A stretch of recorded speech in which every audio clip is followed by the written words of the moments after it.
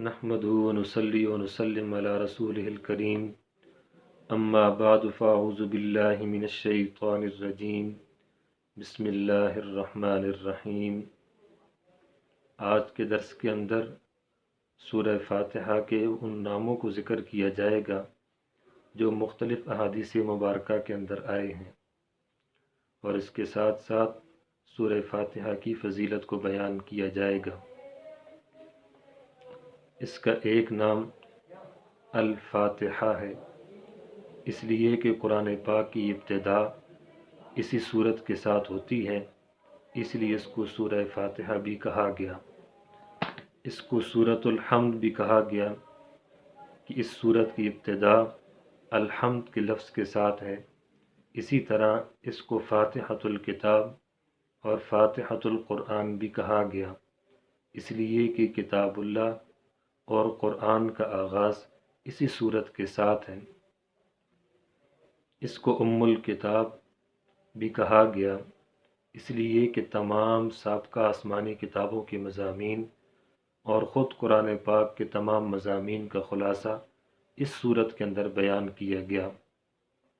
اس کو سورۃ الکنز بھی کہا گیا، اس لیے کہ یہ سورت علوم الہیہ کا خزانہ ہے۔ اس سورت کو تعلیم المسئلہ بھی کہا گیا۔ تعلیم المسئلہ کا معنی یہ ہے کہ اللہ رب العزت نے بندوں کو اپنے سامنے عرض و معروض یعنی درخواست اور دعا کرنے کا طریقہ سکھلایا ہے۔ اس کو سورۃ الشفا بھی کہا گیا کہ اس سورہ کے پڑھنے سے جسمانی اور روحانی بیماریوں سے انسان کو شفا ملتی ہے۔ اس سورت کا ایک نام کافیہ بھی ہے اور اس کا ایک نام وافیہ بھی ہے، یعنی جو شخص اس سورت کو پڑھتا ہے تو خیر و برکت کے لیے یہ سورت کافی بھی ہے اور وافی بھی ہے۔ اس سورت کو سورۃ الصلاۃ بھی کہا جاتا ہے۔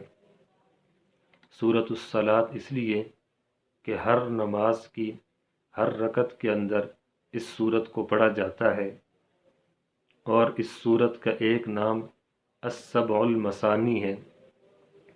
سبع کہتے ہیں 7 کو، المثانی کہتے ہیں دہرائی جانے والی کو۔ تو یہ 7 آیات ہیں جن کو بار بار دہرایا جاتا ہے، تو چونکہ ہر نماز کی ہر رکعت کے اندر اس سورت کو دہرایا جاتا ہے، اس لیے اس کو السبع المثانی کہتے ہیں۔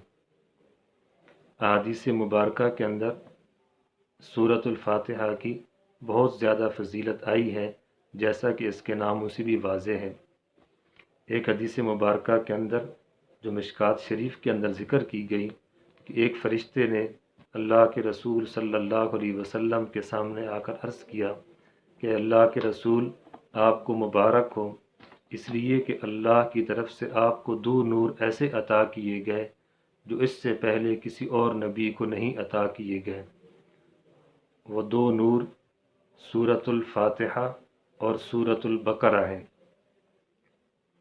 اسی طرح ایک اور حدیث مبارکہ کے اندر آتا ہے کہ رسول اللہ صلی اللہ علیہ وسلم نے فرمایا کہ فاتحہ کی نظیر نہ تورات کے اندر ملتی ہے، نہ زبور کے اندر ملتی ہے، نہ انجیل کے اندر ملتی ہے، اور نہ خود قرآن مقدس کے اندر ملتی ہے کہ اس جیسی صورت اللہ رب العزت نے کوئی اور نازل ہی نہیں فرمائی۔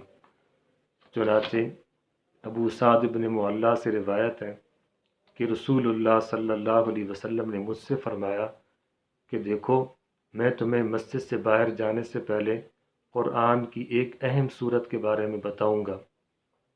پھر آپ میرا ہاتھ پکڑ کر چلے اور آپ صلی اللہ علیہ وسلم نے فرمایا کہ وہ صورت سورۃ الحمد ہے، جس کی 7 آیتیں ہیں۔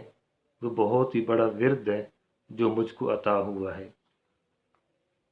اللہ رب العزت کی ذات سے دعا ہے کہ اللہ رب العزت ہمیں سورہ فاتحہ اور سورہ فاتحہ کے پڑھنے اور اس کی سیکھنے اور اس کی برکات سے مالا مال فرمائے۔